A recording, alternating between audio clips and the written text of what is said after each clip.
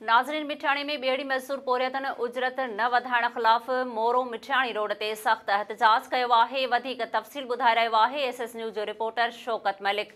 जी शौकत, आगाह कजो। जी बिल्कुल, मां तव्हांखे ॿुधाईंदो हलां। ॿेड़ी मज़दूर पोरियतुनि जो उजरत न वधण ख़िलाफ़ मोरो मिठाणी रोड ते सख़्त एहतजाज नारेबाज़ी। ॿेड़ी मज़दूर यूनियन मिठाणी जे सॾ ते मज़दूरनि जो उजरो न वधाइण ख़िलाफ़ भूरल भट्टी, महबूब अली मला, इमदाद मला, तारक सुमरो, सांवल सोलंकीअ जी अॻुवाणीअ में मोरो मिठाणी रोड ते एहतजाज मुज़ाहिरो कयो वियो। उन दौरान मीडिया सां ॻाल्हाईंदे चयो त गुज़िरियल 3 सालनि खां पोरियतुनि जी उजरत न वधाई वई आहे, जेका सरासरी ज़्यादती आहे ऐं जबल जहिड़ी महांगाईअ में 400 रुपया कमाईंदड़ मज़दूर घर जो गाॾो कीअं हलाए, जॾहिं त लोकल सेठुनि जो मज़दूर सां मुआदो थियल आहे त ॿीड़ीअ जो रेट वधाइण महिल मज़दूरनि खे इतमाद में वठी उन्हनि जी उजरत में इज़ाफ़े खां पोइ नवां रेट मुक़ररु कया वेंदा, जंहिंजी भञकड़ी कंदे गुज़िरियल 3 महीननि खां पाण मुरादो रेट वधाए मज़दूरनि खे उजरत वधाइण खां खुतो जवाबु ॾेई छॾियो आहे।